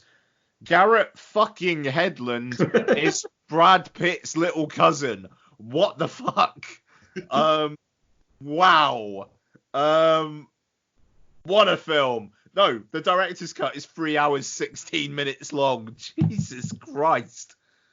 So yeah, Troy. I remember that, you know, it's a film that feels like it was made fucking ages ago, and yet I remember the marketing campaign of all the wide shots of the armies and the boats and the look how fucking epic CGI can be now. Yeah. And it's like, yeah, but CGI can fucking do anything now, can't it? I'd be more impressed if they were all real. Well, I remember it being like a big thing because it was the first ever Plan B entertainment movie. It was the first like Brad Pitt's production company. Back when it was still owned by Brad Pitt and Jennifer Aniston. Even though he was quoted as saying, I had to do Troy because I pulled out of another movie and then had to do something for the studio. So I was put in Troy. It wasn't painful, but I realized that the movie was that the way the movie was being told was not how I wanted it to be. I made my own mistakes in it. What am I trying to say about Troy? I could not get out of the middle of the frame. It was driving me crazy. I'd become spoiled working with David Fincher. It's no slight on Wolfgang Peterson. Das Boot is one of the all-time great films, but somewhere in it, Troy became a commercial kind of thing. Every shot was like, here's the hero. There was no mystery. Well, to be fair, Brad, you made a fucking film that must have cost well over $100 million, was a summer blockbuster, and you are Brad Pitt. Yeah, it cost me $200 million, actually. Yeah, it's like, dude, yeah, all right, you had to make another film. It was Troy. You know, Wolfgang Peterson is lighting you in a way that I don't know how any living being would not want to fuck the shit out of you watching this film. Like, wowee. That is, you know, I'm sorry, I'm kind of going off piste here, but considering that this whole film, that the trouble of this whole film is started by Orlando Bloom's wavering dick. If Brad Pitt was playing that role, or like Brad Pitt's face just CGI smushed onto Orlando Bloom's, you'd kind of get it. No, Orlando Bloom's got a weirdly hairless, freakish body in this. Like, he's waxed. Everyone's been waxed in Troy. No, but at least Brad Pitt's got a bit of scruff on his face. He looks like he's shaved at least once in his life. Orlando Bloom still doesn't look like he could shave, to be fair. I mean, no, that's true. Okay, so Troy, what's it the story of? Orlando Bloom is very, very horny. Orlando Bloom literally is the first fuckboy frat boy. Yeah, absolutely. He plays Paris because, of course, he's fucking called Paris. fucks Helen of Sparta, who becomes Helen of Troy, played by Diane Kruger. Diane Kruger falls in love with him because he's a bit of a pussy. Like that, and a war is started. Even though Brian Cox playing Agamemnon kind of wants a war anyway, and uses that as an excuse to have a war. And war is had. Brad Pitt falls in love with Rose Byrne. He is neither good nor bad. He's his own person because obviously he couldn't be with the baddies, but it would make no sense for him to be with the goodies either. So let's have him be neither. Troy, Becky, you are going to start on this one. How much did you want to fuck Brad Pitt? I mean, that's pretty much just a given whatever he's in, really, isn't it? I did comment that he's aged like a fine fucking wine. Like, he's hot in this, but he's hotter now. Yeah. Yeah. And, like, he's pretty hot in this. Like, his face is still too pretty. He's not pretty hot. He is sit on my fucking dick. No, but face-wise... I will sit on your dick. He's still all long-haired, pretty Brad Pitt from the neck up. I mean, granted, he's got a hell of a fucking body below the neck, but the head just doesn't do it for me. But like now, he's a bit more worldly wise looking, and I dig that. But anyway, you like that wife killer vibe, don't you? The what? The wife killer vibe. I mean, it would appear so, yeah. Thanks for looking at me when you said that. You do look like you could murder me in my sleep, to be fair. I wouldn't do when you're asleep. No. In fact, he wants to be murdered in his sleep, though. That's, you know. I'm fine with that. Anywho. I hated Troy when it first came out. Absolutely detested it. I'm not a big swords and sandals girl, really. They just don't do it for me at all. But I forgot how epically long and drawn out it is. I think I'd scrubbed that from my memory. So, yeah, I wasn't keen, to be perfectly honest. But then it's just not a genre I like. So there is that element of it. Oh my god, how fucking obsessed were they though with the gods and with the carrying on of the name and the legacy and all that bullshit. I got so bored of hearing about that. I love how Peter O'Toole fucks everything up just listening to the church. Like, there are two key points where the churchman is like, nope, this is a sign of the gods. You got to do it. On Orlando Bloom, fair play, because his character's shit, but Orlando Bloom twice says to Peter O'Toole, don't fucking do it. Don't do it. No, don't do that. And then bad things happen. You know, like the burn the horse. Just burn it to the ground. It's a sign from blah, blah, blah. No, just burn it to the ground, Peter O'Toole. One thing I really do like about Peter O'Toole's character, though, is he literally says to Eric Bana before he's about to go down to what is it? He goes, "You were the best son ever." And I'm literally like 2 people down for it, and he doesn't whisper it in his ear or anything like that. It's like he says it in front of everybody. We loved how much he negged him. Literally. And with the burn it down, it's like the first guy's like, what do you think? He's like, oh, it's a sign from the gods. We must bring it in for Apollo. And he's like, all right, that's one vote for keep it. And then the next one is no, I think we should burn it. He's like, oh, that's a vote for burn it. What do you think? What do you think, son number 2? And he goes, oh, I think we should burn it. And he goes, right, bring it in. Bring it in. If he'd have gone, oh, it's a sign from God, we should, he'd have gone, burn it. Burn it now. Burn it now. You can light it. That is how much I hate you. If Hector had said to burn it, he'd have burnt it. Yeah. Oh, 100%. Like, yeah. So pissed off that Orlando Bloom didn't die. And that he got to kill Achilles. Like, he was an absolute fucking pussy throughout the whole film. everything was his fault. I mean, his wandering dick, and Diane Kruger obviously had something to do with it. But he got to kill Achilles. Fuck that shit. Yeah. No, but do you notice how he's distracted when he shoots the bow? Yeah. So he even fucked that up, but it somehow still brought the downfall of Achilles. Fucking ridiculous. Fucking Orlando Bloom. Like, it's just, I quite like sword and sandals films. I like epics. Would I have liked this if it was 3.25 hours long? Maybe not. But with what we had, I thought it was actually paced kind of well. I watched it on Sunday and I had a good time with it. Despite the fact that Orlando Bloom's character may be one of the worst, like, just what the fuck characters in cinematic history. Like, are we supposed to like him? No. How can we? Because that's the thing. How can you? Little whiny shit.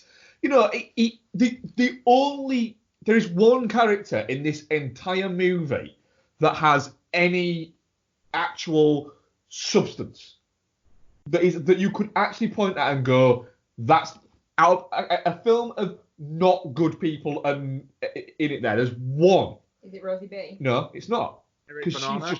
she's just an idiot. And she wears that horrible dress. And it's Eric Bana.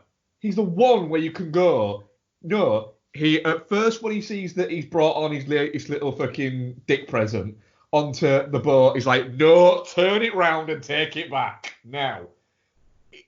He then tries to make the best of the situation, anything like that. But then, after fucking Bloom says, no, I challenge you, I will challenge you and I'll beat you, then gets his ass handed to him and snibbles over and he's hugging his brother's leg. But he then makes him the arsehole because he stabs,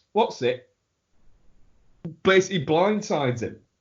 So he the one character who has an element of substance is destroyed by Orlando Bloom's snivelry. I hated everyone in this film. Everyone was a body. I mean, that's the thing. It's nice to look at. That was a redeeming feature. I'm not gonna lie, but I mean, he was a baddie. He was a mercenary, by all intents and purposes. Yeah. And I mean, he even, like, to be fair, he almost rapes Rose Byrne. Like, that whole... I'm glad that's a trope that is fucked right off, is the... Like, there's sexual tension, but he kind of forces himself upon her, and the sheer force of his fucking let's get it on makes her want to fucking sleep with him. It's... Yeah. Yeah, it literally has gone... She's gone from being a woman of the church and she belongs to the church and the gods to all of a sudden, yeah, let's do this shit. I mean, that's the thing. By a lot of soldiers as No, well. it makes a point to say, one of the characters says, no, me first. What does he say? Me first. That is literally what he said. Is he a pirate? Well, kind of. Actually, yeah. Also, he's from Somerset. There's many a pirates in Somerset. Yeah, I'll get to my bit in a minute. No, I don't hate the film. I thought it was perfectly... I think that production value, yeah, man. Like, you've got some CG, but you've got a lot of people are actually there, which I appreciate. Doesn't happen often these days. So maybe it's a bit rose-tinted glasses, but I don't hate it. I mean, it's very cynical in the post-Gladiator kind of realm. But yeah, I was all right with it. Mark, thoughts? I would say that of the 2 hours 42 minutes, I would hazard a guess that at least 2 hours of that are sweeping shots. Really long. Really Drawn drawn out sweeping shots. That bit where you said when he was driving in his chariot to the to fight Hector, and you're like, I don't need to see this in real time. There was a point when you were having to respond to an email, weren't you, at one point? Yeah. And so I jokingly said, I will do audio description for you. You did do that, yeah. Because it wasn't like a scene where people were talking or anything like that. And I was like, right, there's some guys walking with shields. There's a Peter O'Toole's close to his face. There's more guys walking with shields. It's now panning out just to show us more guys walking with shields. Then you went quiet for a bit, didn't you? Still people walking with shields. Peter O'Toole's face again. Now there's more guys with shields. Now there's a bigger pan to show even more guys with shields. I'm not sure there was this many people there before. And it went on and on like that. There's some fun bits in it. Brad Pitt literally killing Banner in front of his entire family and then just dragging him away. Oh, while holding real eye contact. Whilst looking, going like that. And then the awkwardness of fucking, what's the name? His wife, what's she called? Chick out of Deep Blue. Saffron Burrows, yeah. And her there sort of hunched over because she can no longer watch because she's now realised, oh, he might get beat. Yeah. And so she can't watch. And then Helen of Troy is literally just like comforting her. And then she can hear stuff. And then Helen of Troy's face is kind of like, yeah. Yeah. And then there's almost a realisation from Saffron Burrows of, hang on a minute, this is your fault. This is your fault because you couldn't resist fucking swinging dick, could you? There's no redeeming character in it at all. Right, so, but hang on a second, right? She's married to, I can't remember his real name, so let's just call him Maelstrom. Helen of Troy. Something. Yeah. And Brendan Gleeson. Agamemnon's brother. Yes. Who I'm assuming comes to visit occasionally, and as Achilles fights for him, I'm assuming he comes like with him occasionally. And she chose to fuck Orlando Bloom. Well, no, I just don't think Achilles was never that fucking interested in her. Well, no. You know, there's that. It's just, I don't see the point in it. The whole film? No. In any of the film. For the first 20 minutes, I got sick of them going, our names will echo. And people will remember our names. They will remember our names. Don't you want your name to be remembered? You want your name to be remembered, don't you? You want your name to be remembered beyond this. Do you want your name to be remembered?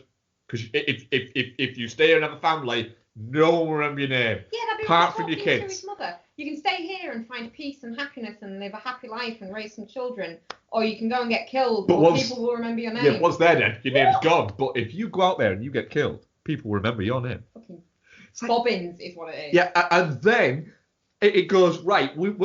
I'm past the remember your name bit of the script now, so I'm gonna chuck that away. I've got to that. What can I go for next? Gods, just fucking gods. What would the gods think? We're doing this. That's it. I've got an hour and a half of names, an hour and a half of gods. Boom. There we go. And then this is the fucking guy who made Game of Thrones, isn't it? Is it? Yeah, the guy who wrote it's the prick who made Game of Thrones. Oh, Benioff. Yeah, and people tell me I should watch that. It just sounds like 40 hours of this. It's no sandals. I guarantee there is sand. I've watched bits and there's sandals in it. There's love salts.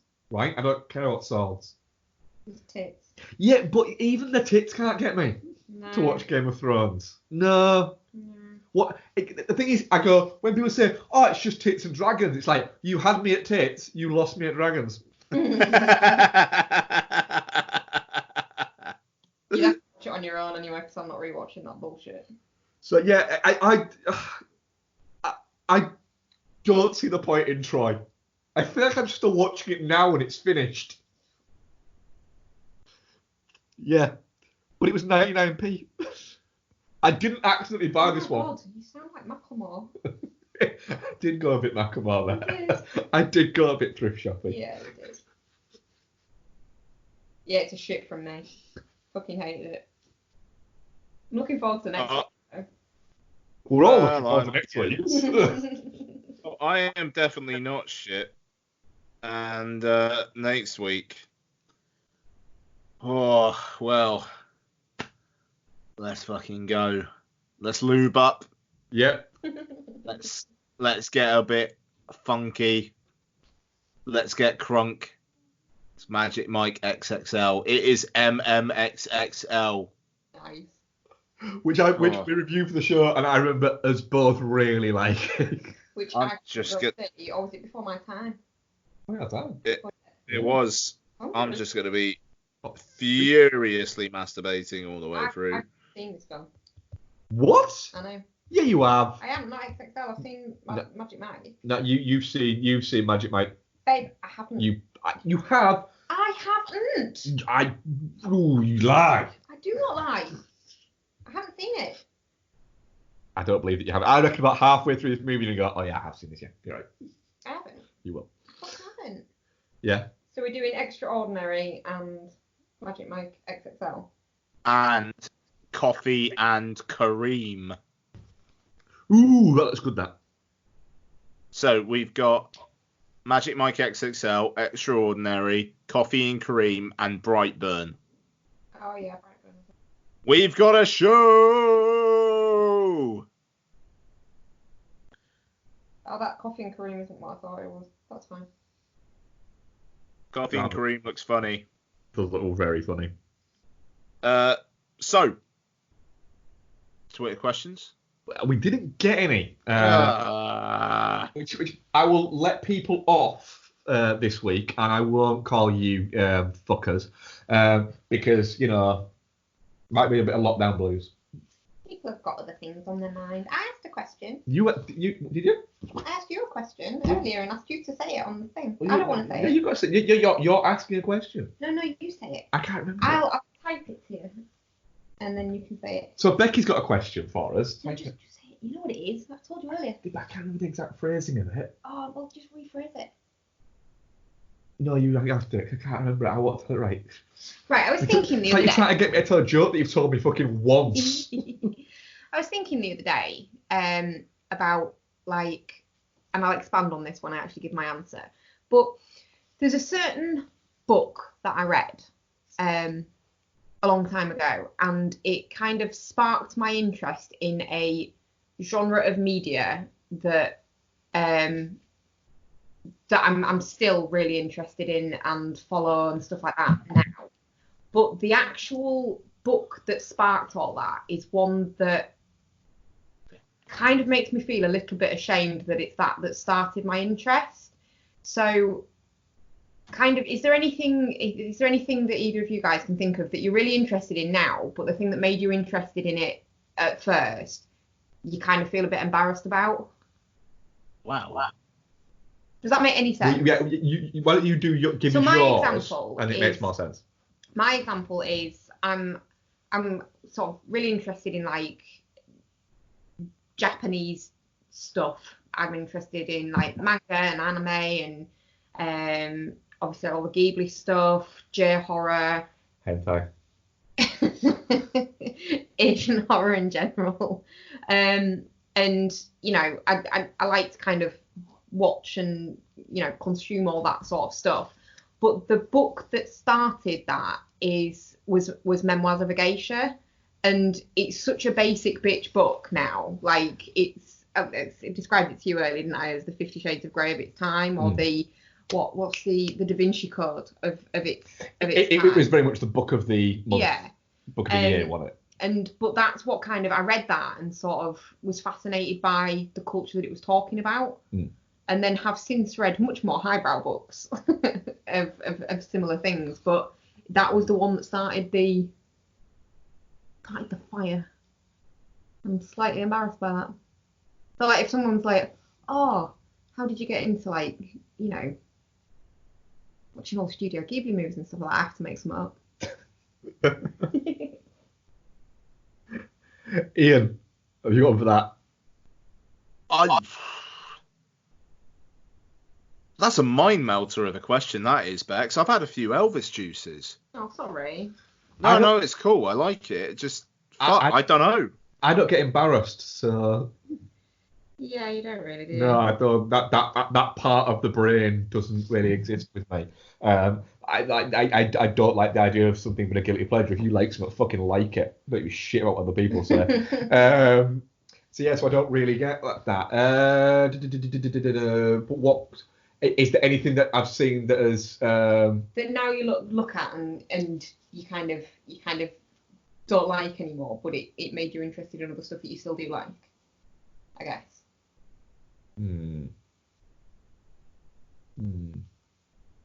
No. Fine. Almost all my decisions are the right one.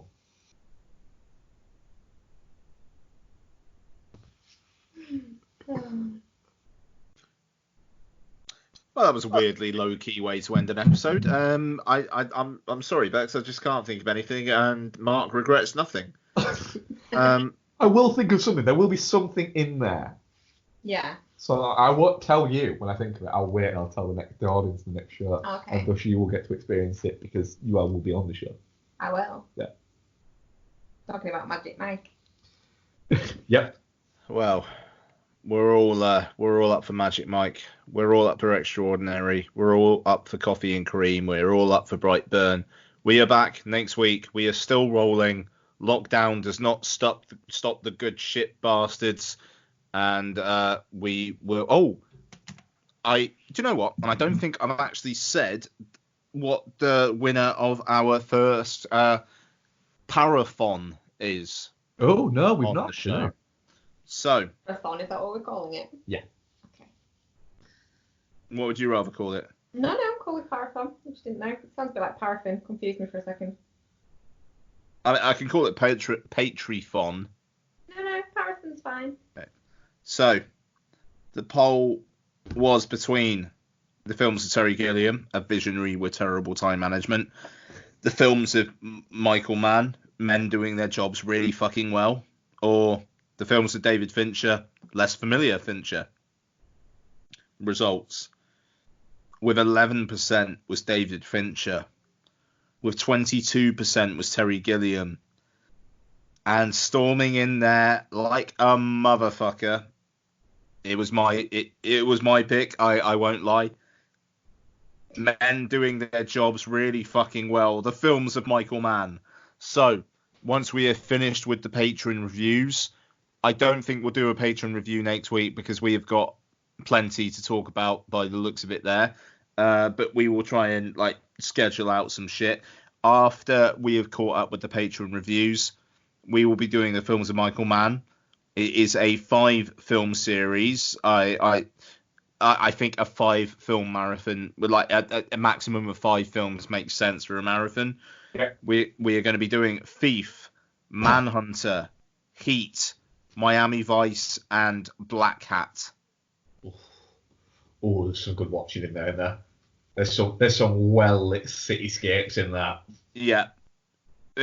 Frankly, it is delicious. Yeah. I will probably be watching other Michael Mann films in and amongst there, in which we talk about in what we've been watching. Which ones are you thinking about watching? Oh shit, dude! I'm fucking tempted to do a catalogue watch. Yeah, I'm thinking about that because I thought, ooh, I might also watch The Keep, but I also might watch The Insider as well. And I also, the only one I didn't come up with is I thought I'm probably gonna watch Last Mohicans because we only watched that last year. I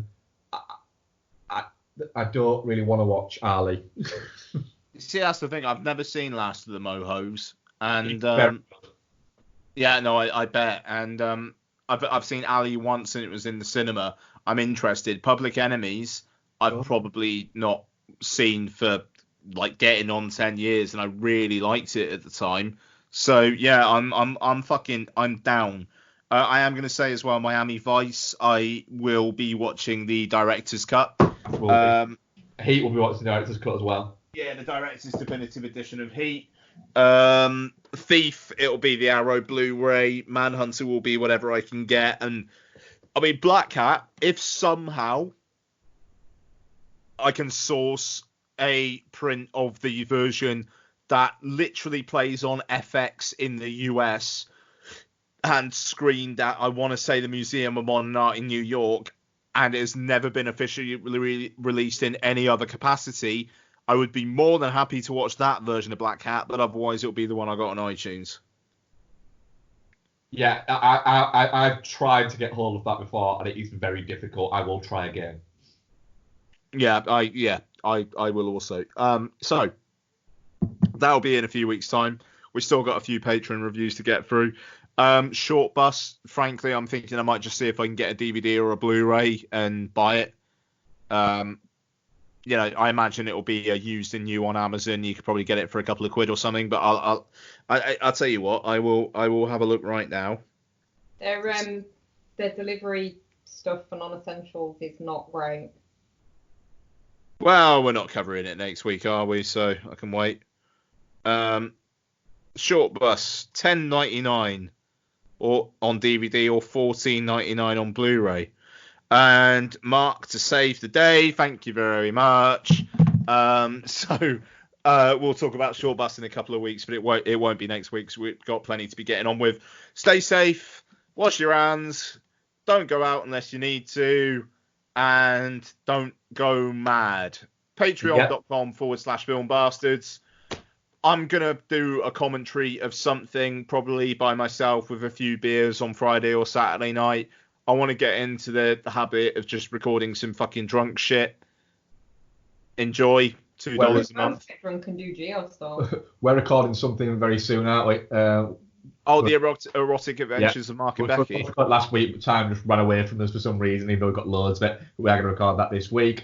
Also, on the We Are Pod Syndicate bonus shows feed going up in the next couple of weeks, hopefully, is going to be the long-anticipated Slater-thon. Oh, shit. Which I'm curating. The list of movies will be going out to the people who are going to be joining us for that, hopefully tomorrow. So Slater-thon will be happening, and there's other bits that we're working on for the bonus shows there, plus all the other great podcasts that are available on We Are Pod Syndicate. Indeed. Playing it forward as well, the first film has been bought for someone. I gifted Mark yesterday The Kitchen. Yes. I'm looking forward to work out what they're getting Jordan for this. I really liked The Kitchen, and I'm really looking forward to seeing what the guys thought of it. That won't be for like a good few weeks yet, but that is coming down the track as well. So thank you very much all. Thank you very much for your listenership as always. Sincerely hope you are all keeping well, and we will speak to you soon. Thank you very much for listening. Bye-bye. Goodbye, folks. Bye. It's another one. I got that juice. New AP. She got that juice.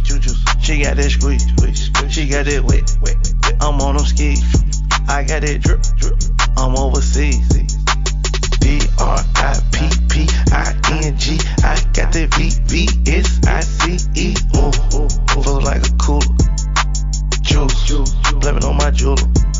I got stones on my neck, ooh, blood on my set, ooh, water on my wrist, drip, put glitter on my bitch. My ex was a waitress, so I gave that hoe a tip. Ooh, my ex fucked a lame, now she working double shifts. No juice. Our money ain't the same, you a lame, get it clear. Ooh, I did 10 million, 11 months, not a year. Juice. I get 50 racks in the club to a pill. Juice. I blew 2 mil on my dog for a pill. I got that juice.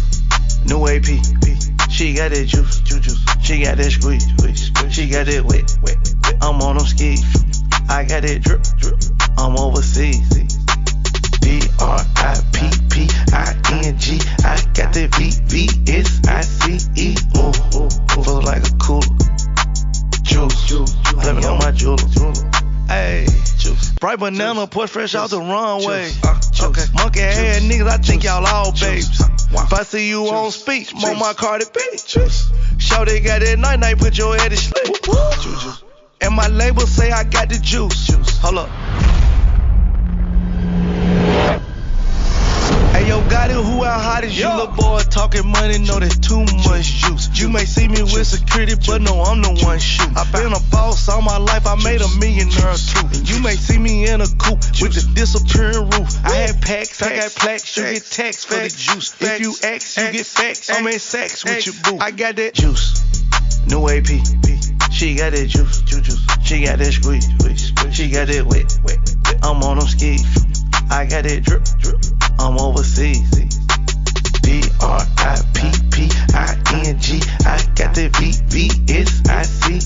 Oh, feel like a cooler, juice, blaming on my jeweler.